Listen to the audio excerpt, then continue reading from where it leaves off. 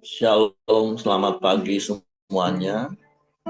Bersyukur, berterima kasih pada Tuhan. Kalau pagi hari ini kita boleh bangun lagi dengan tubuh yang diberkati, dengan kekuatan kesehatan yang baru yang datang daripada Tuhan. Dan kita boleh bersama-sama lagi datang menghadiri tahta kasih karunia Tuhan. Untuk menaikkan pujian, syukur, penyembahan kita bagi Tuhan. Sebab Dia yang layak dipuji, disembah. Bapa, kami bersyukur, kami berterima kasih kepadamu. Terima kasih buat kebaikan yang kami boleh terus nikmati sepanjang hari-hari hidup kami. Terima kasih buat kemurahan yang kau nyatakan dalam hidup kami. Terima kasih buat semua yang kau berikan, semua yang terbaik. Suatu pagi hari ini kami datang dengan hati bersyukur, dengan mulut yang penuh dengan pujian, pengagungan akan Engkau. Sebab Engkau yang layak dipuji, Engkau yang layak disembah.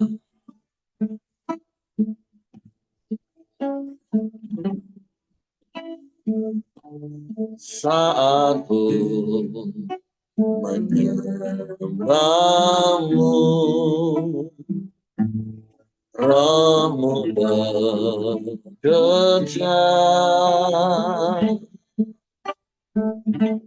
Saat ku memujimu, kau bertahta di atas pujian. Sekali lagi berkatakan, saat ku menyembahmu, rohmu bekerja.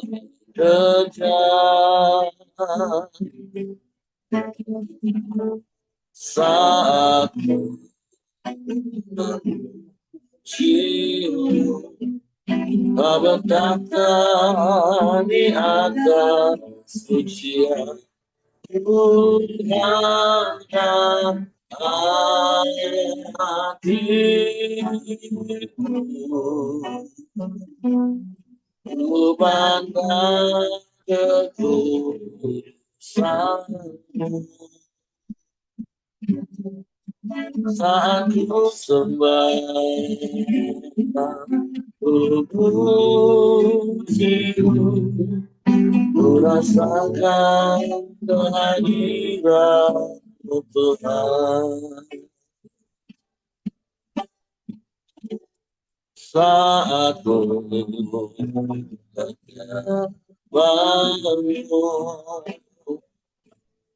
rohmu bekerja.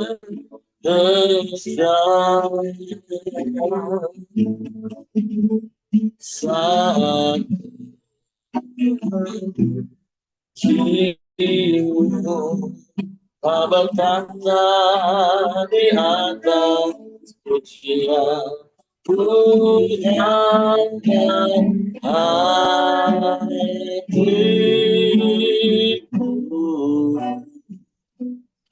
ku pandang kekudusanmu.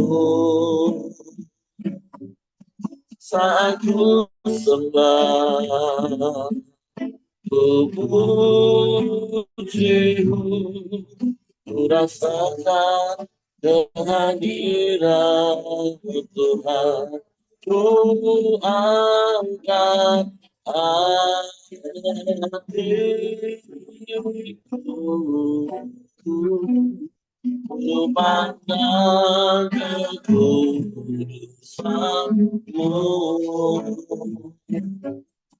Saat ku sembah, ku pujimu, ku rasakan kehadiran-Mu Tuhan. angkat hatiku,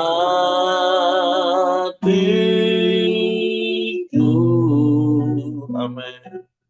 Ku pandang kekudusan-Mu, saat ku sembah, ku puji-Mu, ku rasakan kehadiran-Mu Tuhan, ku rasakan kehadiran-Mu Tuhan, ku rasakan kehadiran-Mu Tuhan.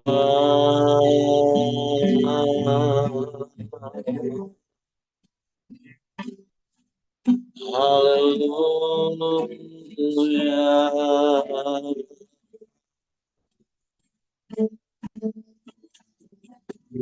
Kami menyembah,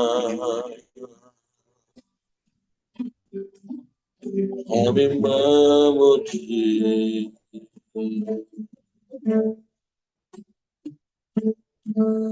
meninggikan nama-Mu,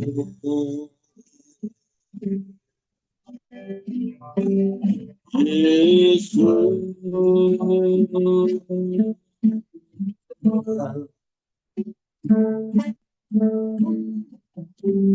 Ajaib,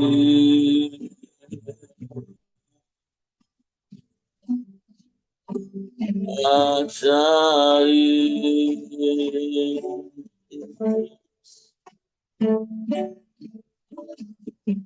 ya Allah baik, sungguh baik,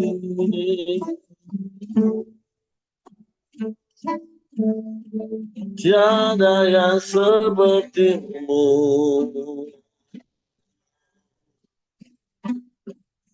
tiada yang lain, hanya Kau, hanya Kau satu-satunya, dan tidak ada yang lain selain Engkau, Yesus. Haleluya, haleluya,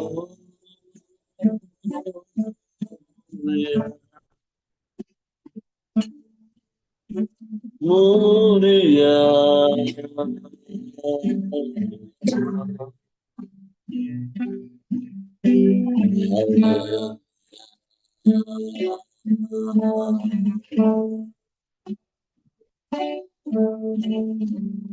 Engkau ajaib, Engkau dahsyat, Engkau hebat,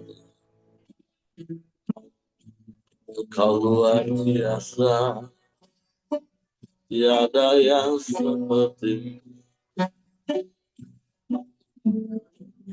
tiada yang lain, tiada yang seperti-Mu.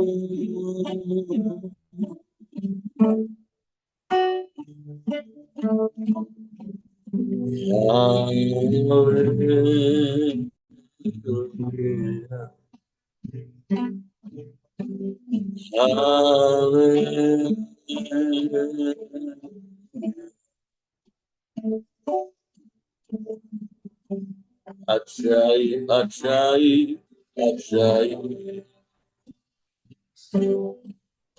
ajaib Engkau.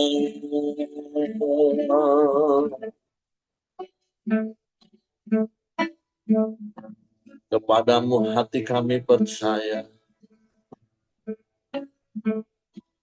dan kepadamu kami mempercayakan seluruh hidup kami. Sebab kami aman di dalam-Mu. Sebab kami aman di dalam-Mu. Sebab kerajaan-Mu tak tergoncangkan oleh apapun.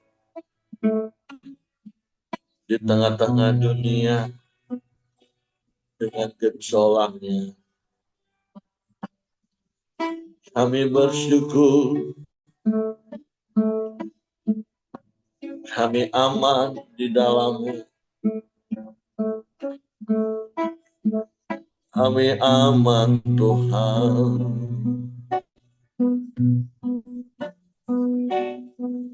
Terpujilah nama-Mu, terpujilah nama-Mu, Yesus.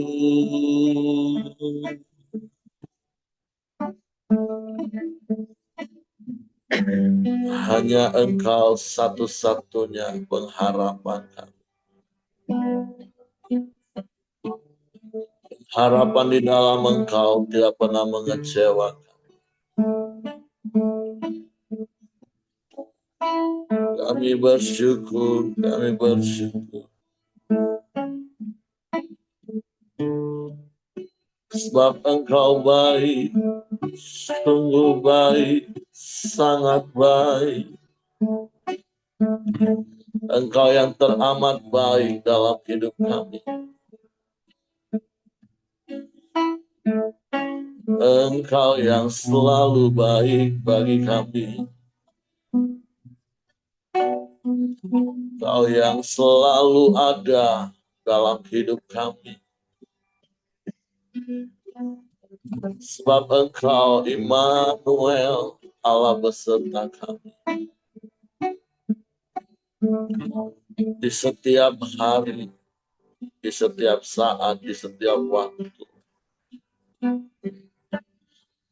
Engkau yang ada dan akan tetap ada selamanya.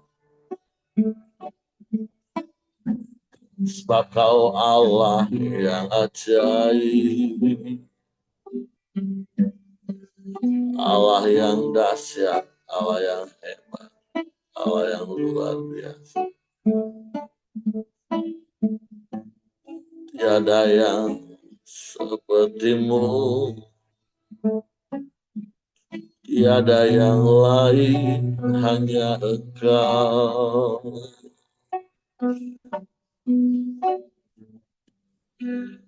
Ajaib, ajaib, ajaib.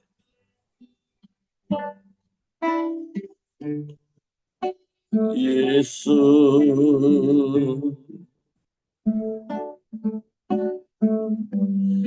hanya kepadamu, hanya kepadamu hatiku percaya. Sebab firman-Mu ya dan amin bagi kami Tuhan.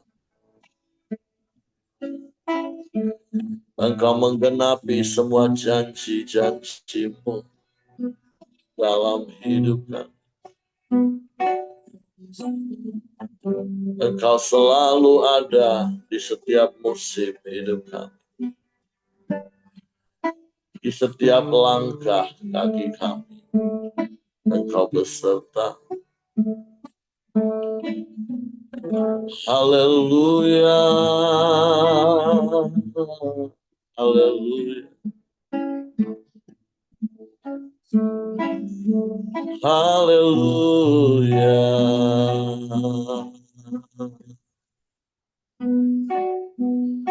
Ajaib, ajaib, ajaib. Engkau ajaib Tuhan.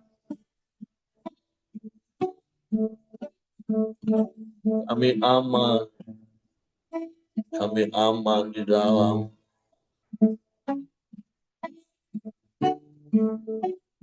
Glory, glory bagi-Mu. Engkaulah perlindungan kami.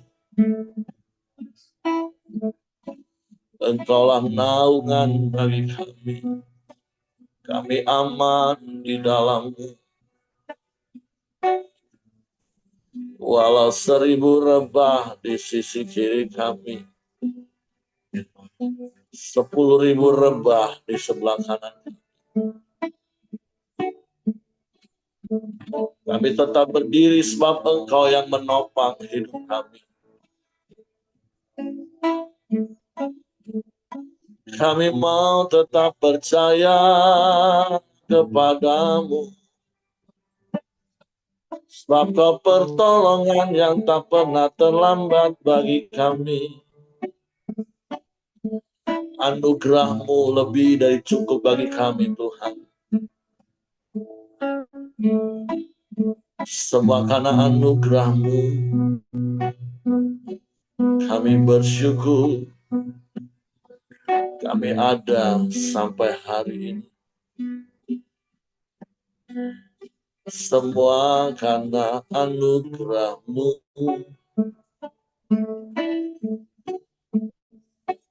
Terima kasih.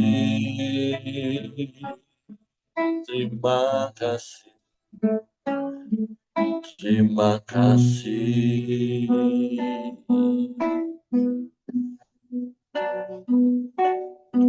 Haleluya, haleluya, haleluya. Ajaib Tuhan, ajaib.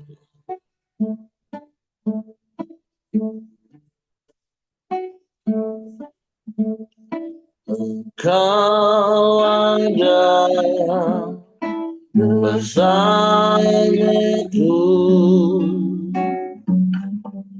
di setiap musim hidupku. Tak pernah Kau biarkan ku sendiri.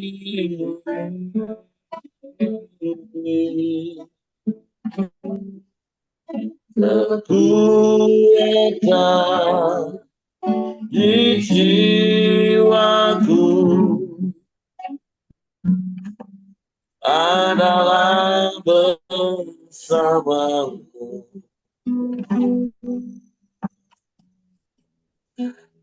Pernah ku ragukan kasih-Mu.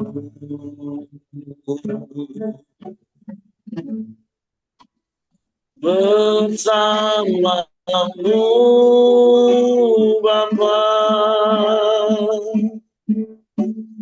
ku lewati semua perkenangan-Mu yang teguhkan hatiku. Engkau yang bertindak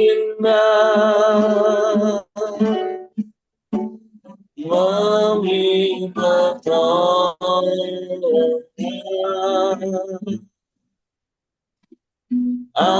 Anugerah-Mu besar melimpah bagiku. Ya, Engkau ada. Engkau ada bersamaku di setiap musim hidupku. Tak pernah Kau biarkan ku sendiri.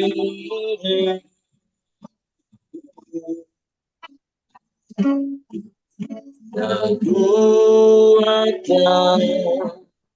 di jiwaku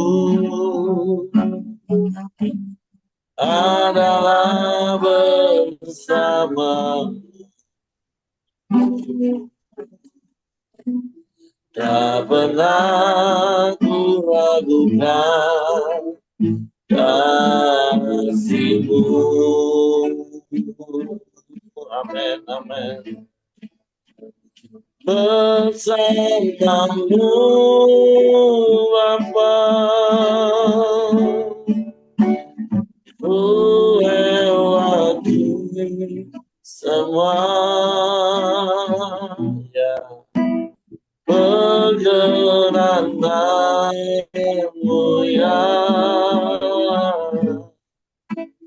teguhkan hatiku.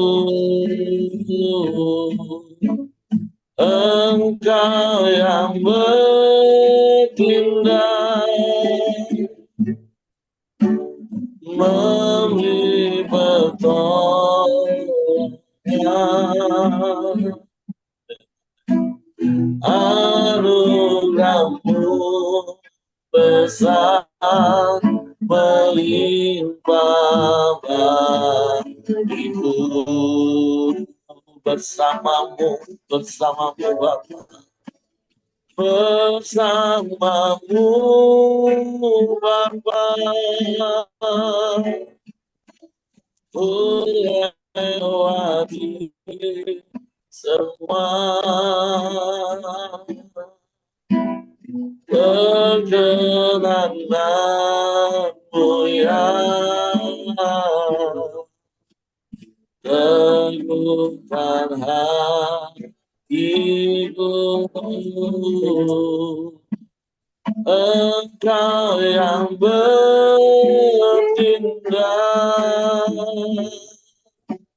memberi pertolongan,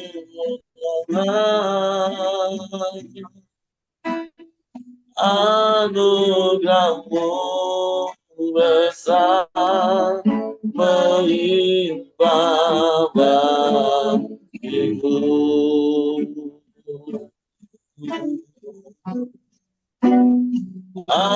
Anugerahmu besar melimpah bagiku.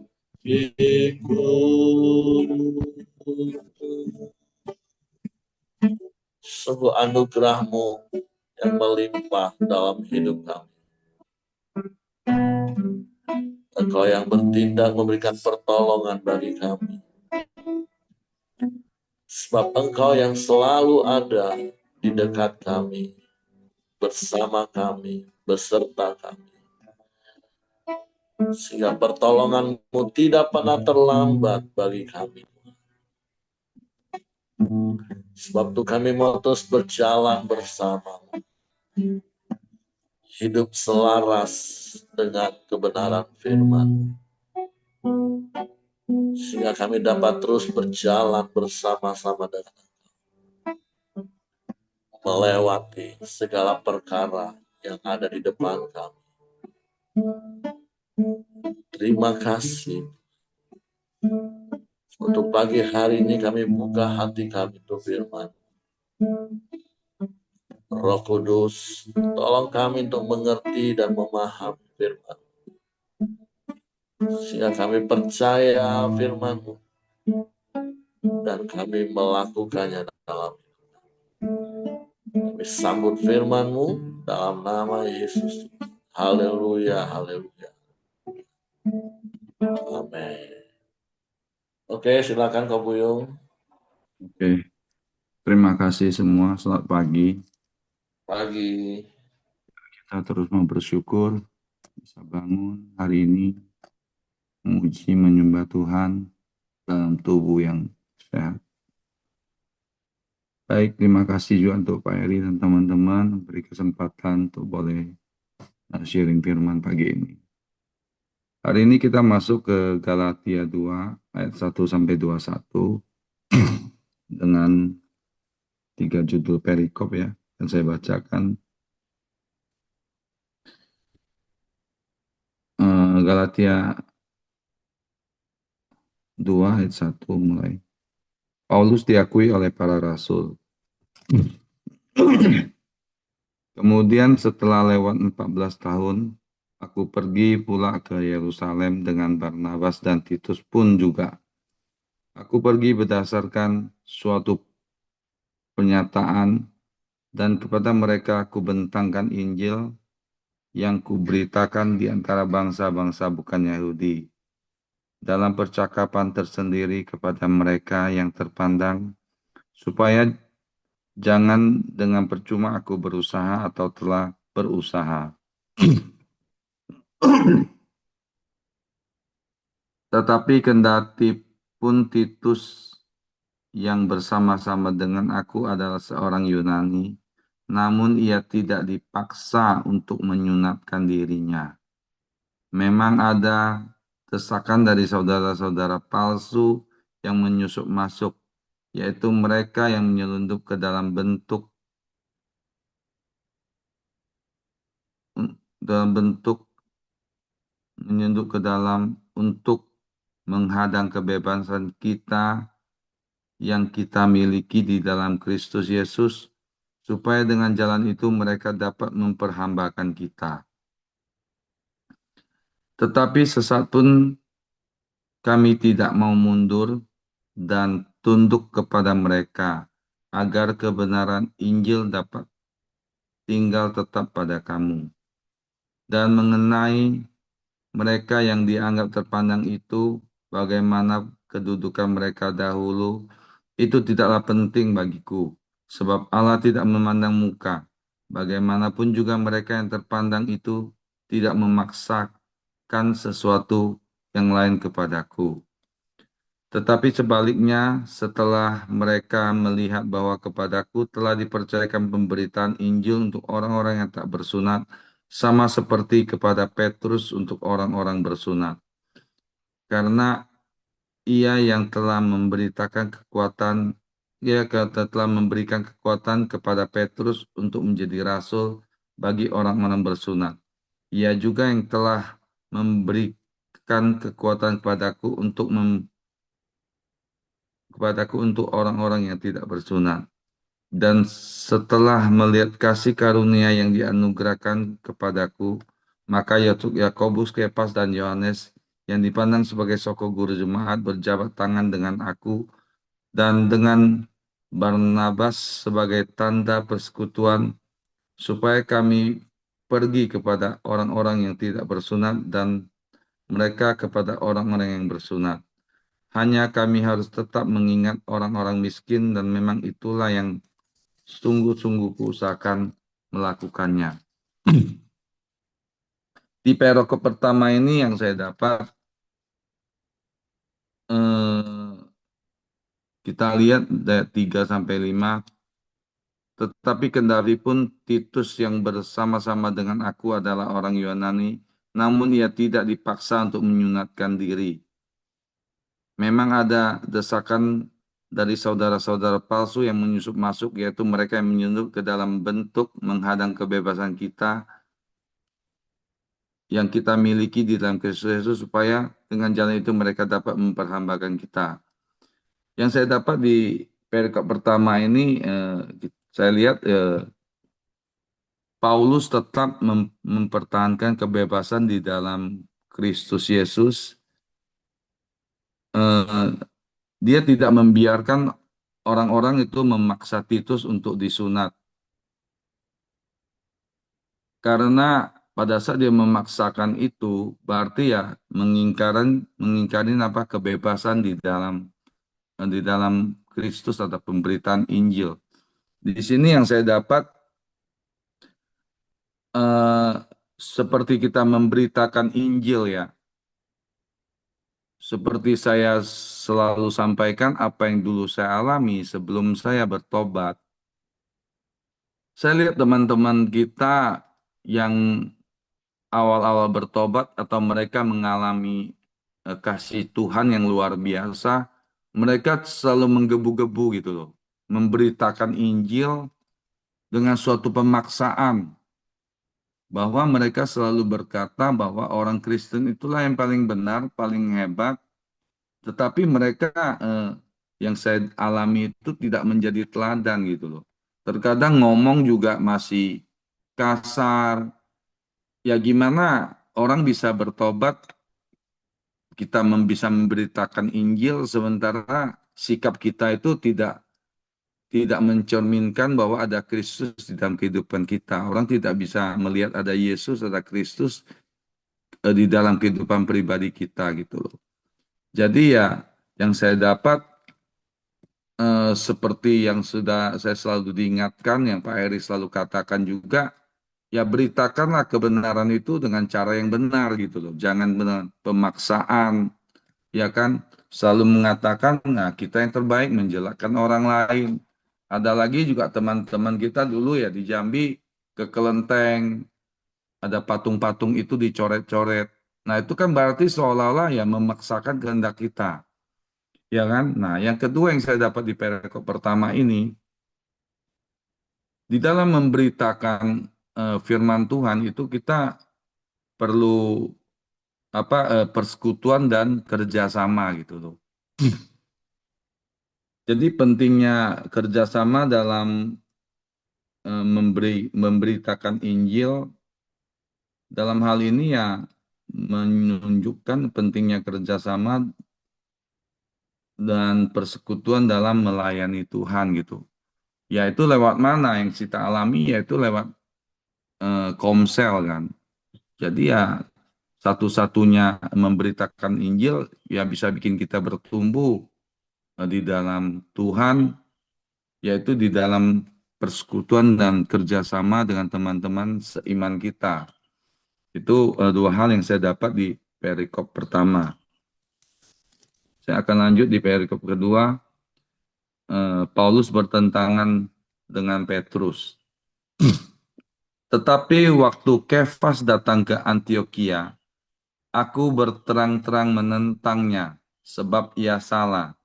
Karena sebelum beberapa orang dari kalangan Yakobus datang, ia makan sehidangan dengan saudara-saudara yang tidak bersunat.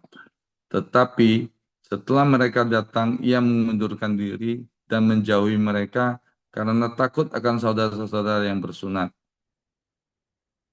Dan orang-orang Yahudi yang lain pun turut berlaku munafik dengan dia.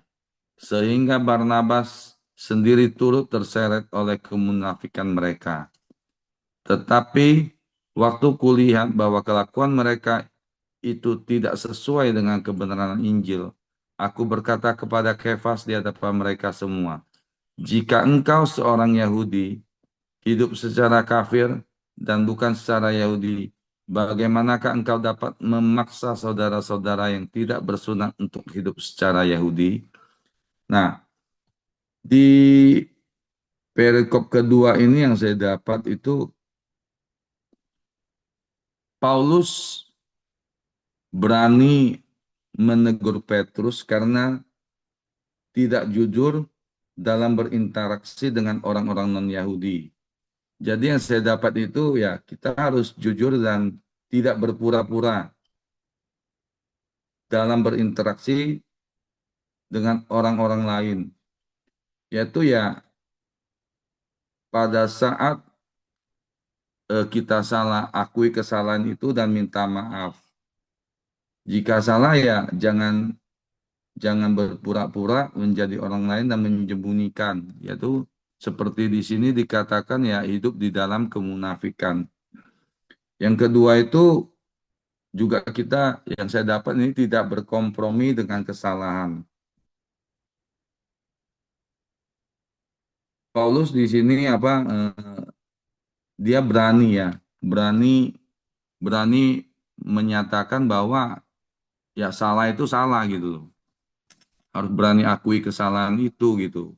Jangan terkadang di dalam kita melayani orang, orang itu salah menyampaikan proses yang mereka hadapin atau konseling dia salah, ya kita diem aja gitu loh. Tidak menunjukkan bahwa mereka itu salah.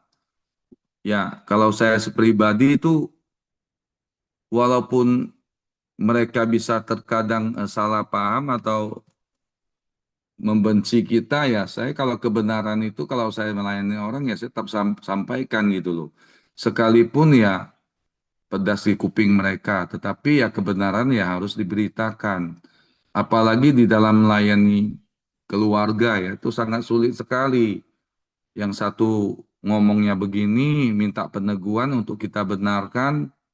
Yang satu lagi juga sama gitu. Ya, kalau saya pribadi sih, apa yang benar menurut firman Tuhan, itu ya aku sampaikan. Walaupun ya mereka rasanya sakit, kecewa gitu pada saat kita sampaikan. Bahkan mereka juga akan meninggalkan kita gitu. Tapi saya percaya ya, pada saat mereka meninggalkan kita, yaitu karena mereka apa tidak dapat peneguhan. Tapi percayalah, suatu saat tadi pada saat mereka sadar, mereka akan tahu mana yang benar dan mana yang salah gitu. Itu hal kedua, itu yang di perikop kedua. Saya lanjut di perikop terakhir, yang terutama juga untuk orang Kristen keturunan Yahudi. Menurut kelahiran kami adalah orang Yahudi dan bukan orang berdosa dari bangsa-bangsa lain. Kamu tahu bahwa tidak seorang pun yang dibenarkan oleh karena melakukan hukum Taurat, tetapi hanya oleh karena iman dalam Kristus Yesus. Sebab itu kami pun telah percaya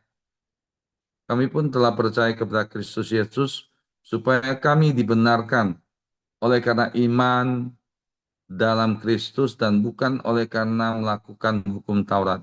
Sebab tidak ada seorang pun yang dibenarkan oleh karena melakukan hukum Taurat. Tetapi jika kami sendiri sementara kami berusaha untuk dibenarkan dalam Kristus, ternyata adalah orang-orang berdosa, apakah hal itu berarti bahwa Kristus adalah pelayan dosa? Sekali-kali tidak. Karena jikalau aku membangun kembali apa yang telah kurombak, aku menyatakan diriku sebagai pelanggar hukum Taurat. Sebab aku telah mati oleh hukum Taurat untuk hukum Taurat, supaya aku hidup untuk Allah. Aku telah disalibkan dengan Kristus. Namun aku hidup, tetapi bukan lagi aku sendiri yang hidup, melainkan Kristus yang hidup di dalam aku, dan hidupku yang kuhidupi sekarang di dalam daging adalah hidup oleh iman dalam anak Allah yang telah mengasihi aku dan telah menyerahkan dirinya untuk aku. Aku tidak menolak, aku tidak menolak kasih karunia Allah, sebab sekiranya ada kebenaran oleh hukum Taurat, maka sia-sialah kematian Kristus. Yang saya dapat di perikop ketiga ini bahwa eh, saya sendiri pribadi itu harus hidup oleh iman kepada Kristus Yesus. Jadi saya atau kita dibenarkan oleh iman kepada Kristus. Kita harus hidup dalam iman dan mempercayai bahwa Kristus telah melakukan segala sesuatu untuk kita dan menembus setiap hidup kita. Eh, kita diselamatkan, kita hidup menjadi orang benar itu bukan karena perbuatan kita melakukan hukum Taurat atau apa, tapi kita dibenarkan oleh karena apa? Kasih karunia Tuhan. Jadi hal kedua yang saya pada saat kita mengalami kasih karunia Tuhan dan anugerah Tuhan, hendaknya setiap kita itu apa? Menghargai kasih karunia itu dan tidak boleh mengabaikan kasih karunia dan berpikir bahwa segala sesuatu yang kita lakukan itu karena kekuatan kita sendiri. Tidak seperti demikian gitu. Tetapi kita harus selalu ingat bahwa pada saat kita menerima kasih karunia Tuhan, kita hargai dan kita harus hidup sesuai dengan firman Tuhan sehingga apa? Orang boleh melihat bahwa ada Kristus di dalam kehidupan pribadi kita gitu.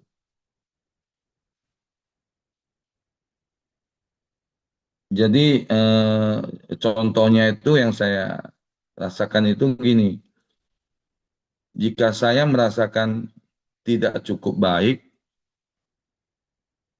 saya harus selalu ingat gitu loh, bahwa saya ini tidak cukup baik, bahwa masih ada apa kasih karunia gitu, ada kasih karunia Kristus yang membenarkan hidup saya gitu. Jadi pada saat saya telah hidup di dalam kebenaran firman Tuhan, apakah saya masih bisa berbuat dosa? Saya percaya setiap kita masih gitu loh. Tapi yang penting di sini itu pada saat kita jatuh di dalam dosa, kita itu harus ingat gitu loh. Jangan semakin menjauh dari Tuhan. Ingat kasih karunia itu datang kepada teman-teman, akui kesalahan itu, minta ampun kepada Tuhan. Ya seperti yang kita alami lah, nilai di dalam nilai-nilai pria itu ya, kita salah, kita jatuh, minta ampun kepada Tuhan, akui sesama, minta didoakan agar kita sembuh.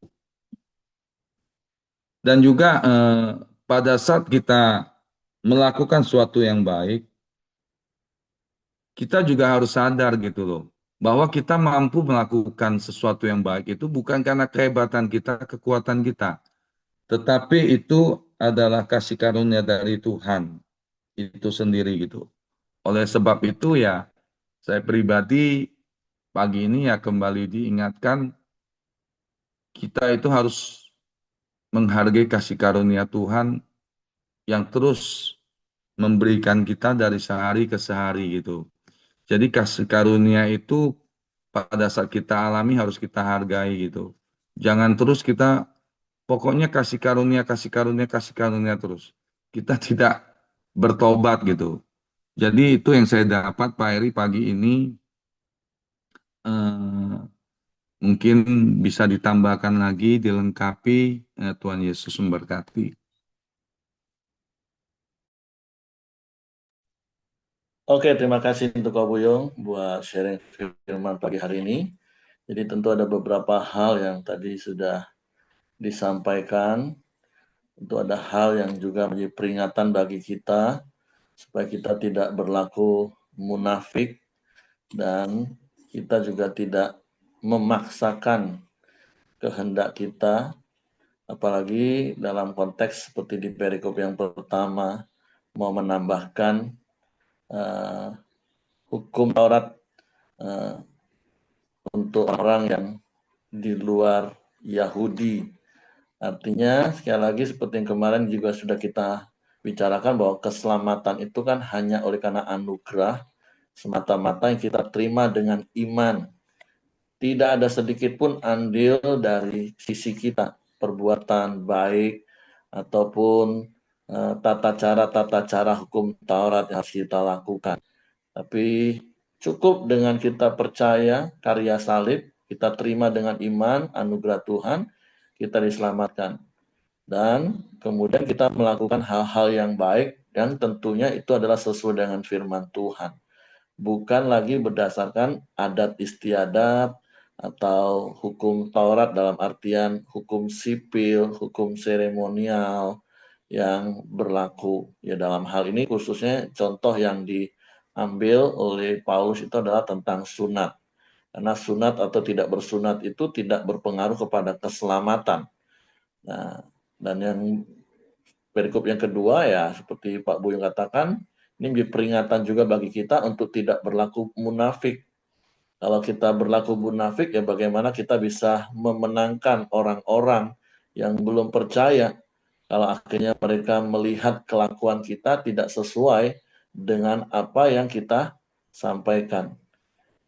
Makanya berarti ya kita diajar tentu bukan hanya untuk hamba Tuhan, tapi untuk setiap kita orang percaya. Kalau hamba Tuhan kan prinsip yang diajarkan khotbahkan apa yang kamu hidupi dan hidupi apa yang kamu khotbahkan.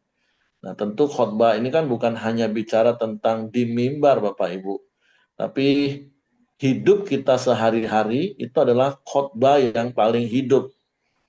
Karena kalau kita kembali kepada surat Paulus kepada jemaat di Korintus, kan hidup kita ini bagaikan surat yang terbuka.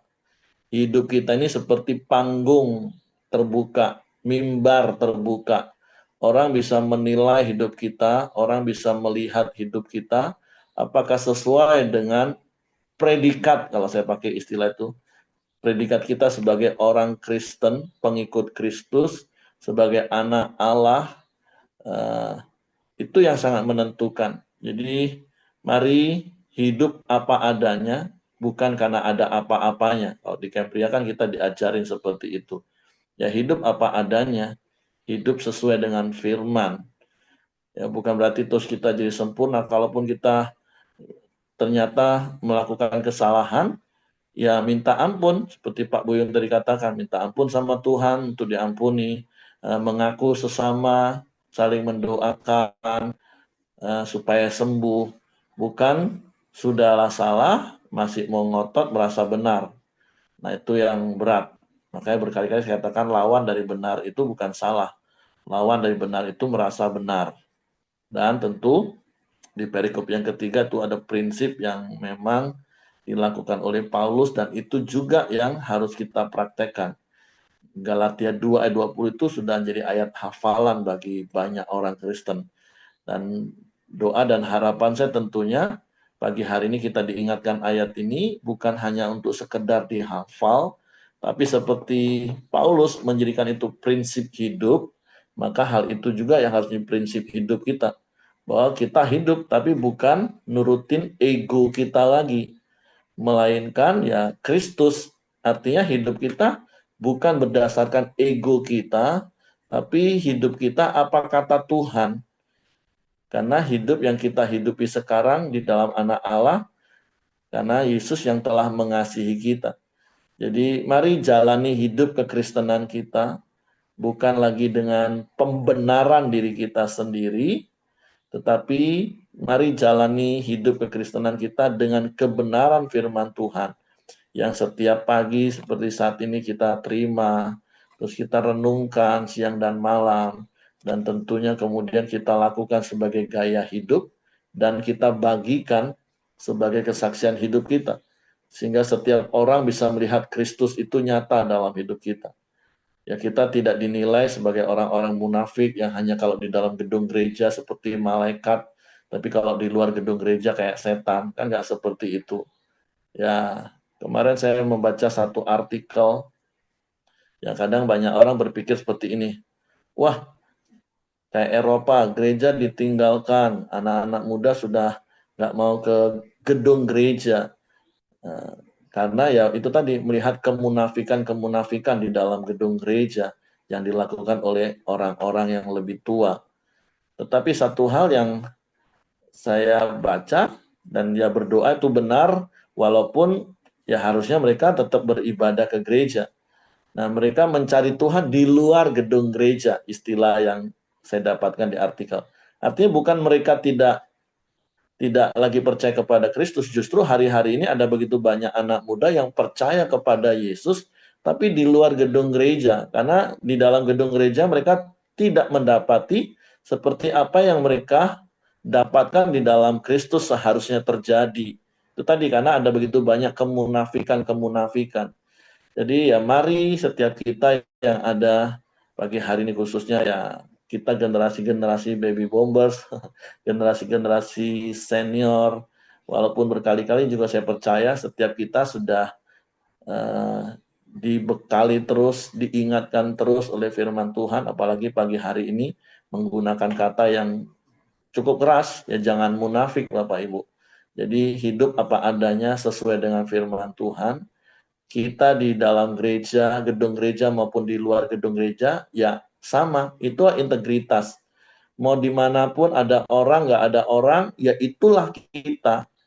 Tidak seperti apa yang tadi Paulus sampaikan tentang Kefas. Waktu nggak ada orang-orang Yahudi, dia mau duduk sehidangan dengan orang-orang yang tidak bersunat non-Yahudi. Tapi ketika rombongan orang Yahudi datang, dia mengundurkan diri karena alasannya jelas, karena takut. Nah, itu yang nggak boleh terjadi Bapak Ibu. Jadi mari kita bukan hanya sekedar beragama Kristen yang kalau hari Minggu khususnya 2 jam di gedung gereja kita berpenampilan seperti malaikat, tapi mari di seluruh aspek hidup kita seperti sepanjang tahun yang saya ulang untuk kabar dengan saya baik, mulai dari hidup yang baik. Atau seperti yang Ibu tadi katakan, kabar dengan cara yang benar, dimulai dari hidup yang benar. Karena hidup kita harus benar. Karena kesaksian hidup benar itulah yang akan menjadi daya tarik untuk orang menjadi percaya kepada Kristus. Jadi mari Bapak Ibu ingat, kita hidup hari ini bukan aku lagi, tapi melainkan Kristus. Artinya bukan ego kita yang di depan, ego kita dimatikan, tapi biarlah Kristus yang semakin apa dalam hidup kita. Ya, seperti Injil sekarang di mana Yesus ditinggikan, maka di situ menarik semua orang dengan Tuhan. Maka hidup kita orang kenal pada Kristus. Oke, itu saja yang saya tambahkan. Terima kasih untuk Pak Buyung. Silakan Bapak Ibu kalau ada yang mau menambahkan sesuatu. Oke, kalau tidak nanti Pak Yosi akan berdoa dan akan ditutup oleh Pak Buyung. Silakan Pak Yos. Baik, Bapak Ibu, kalau tidak ada yang mengajukan pertanyaan, mari kita sebelum akhiri koram Dio kita pada pagi hari ini, mari kita sama-sama berdoa bersepakat. Bapa di dalam surga, kami bersyukur untuk pagi hari ini atas kemurahan Tuhan, penyertaan Tuhan di dalam sepanjang kehidupan kami. Kami mau bersyukur Bapak untuk firman Tuhan yang boleh disaringkan oleh Pak Buyung. Kiranya ya Bapa, kami boleh menghidupi firman Tuhan. Kami mau memberitakan firman Tuhan dengan cara yang baik, dengan tidak mengandalkan kemampuan kami ya Bapa, tetapi firman-Mu mengajarkan bahwa semua karena kasih karunia ya Bapa. Biarlah kami juga memberitakan dengan kehidupan kami. Kami hidup dengan penuh dengan integritas dan orang lain bisa melihat bagaimana kehidupan kami dan menjadi percaya ya Bapa. Dan firman-Mu juga boleh mengajarkan kepada kami untuk kami mempunyai keberanian untuk menegur sesama kami, untuk saling membangun, dan kami juga harus menyadari bahwa setiap kami juga boleh bisa salah, tetapi kami boleh dibenarkan oleh kasih karunia-Mu ya Bapa. Terima kasih ya Bapa, kiranya Engkau memakai Pak Buyung terus ya Bapa. Engkau berkati setiap pekerjaannya ya Bapa, pelayanannya, keluarganya ya Bapa, dan Engkau terus pakai hamba-Mu ya Tuhan untuk menjadi eh, menyampaikan kebenaran firman Tuhan, menjadi saksi-Mu ya Bapa yang hidup ya Bapa. Bapa di dalam surga, kami juga mau berdoa untuk saudara-saudara kami yang kurang sehat. Kami berdoa khusus untuk Pak Ongko ya Bapa. Kami berdoa untuk kesehatannya ya Bapa. Kiranya ya Bapa, kasih karunia Tuhan yang boleh menyembuhkan, boleh memulihkan ya Bapa. Dan biarkan dia terus menaruhkan pengharapan hanya kepada Engkau. Kami juga mau berdoa Bapak untuk setiap keluarga yang sudah Engkau percayakan ya Bapak untuk merawat, untuk terus menguatkan orang tua kami ini ya Bapak. Berikan pengharapan terus kepadanya ya Bapak. Ada sukacita, ada damai sejahtera di dalam menghadapi setiap permasalahannya ya Bapak. Kami juga mau berdoa Bapak untuk Ibu Dorcas yang bergumul di dalam kemonya ya Bapak, untuk setiap kemo yang terus dilakukan.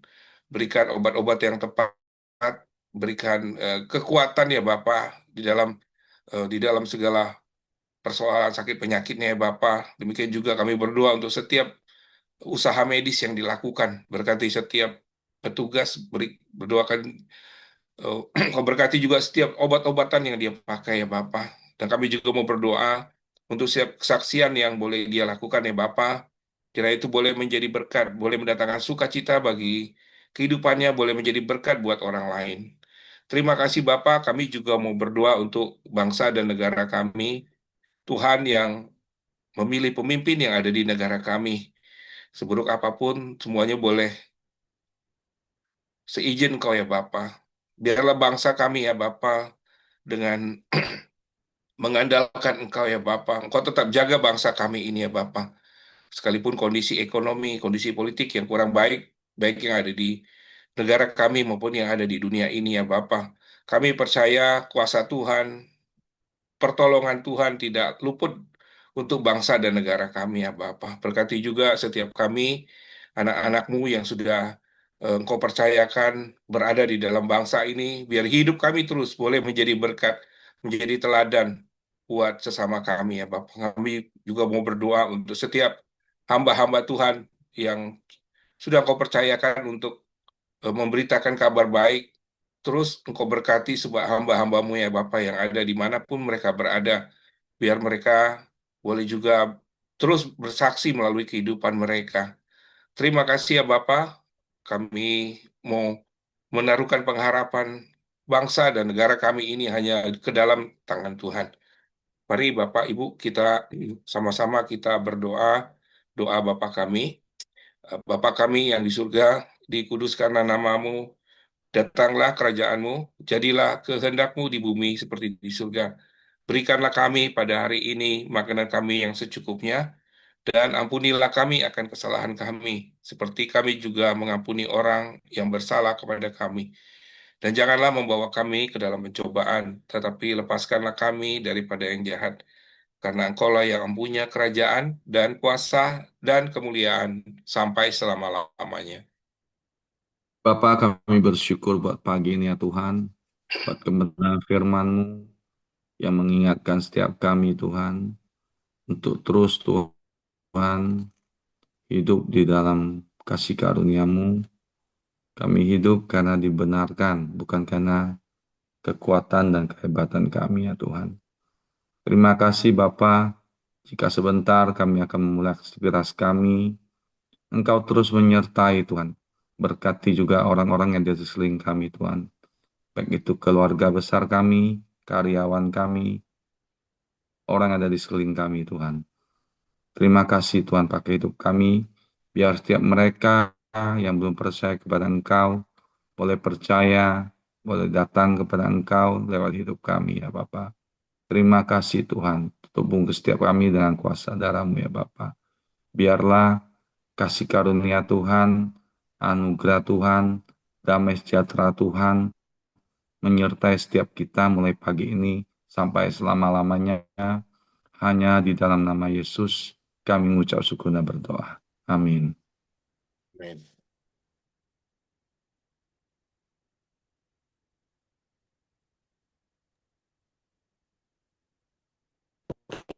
Semangat, selamat beraktivitas. Yesus berkati. Merci Pulwo. Memang ya Pak Heri, kadang internet yang nggak stabil ya, suaranya jadi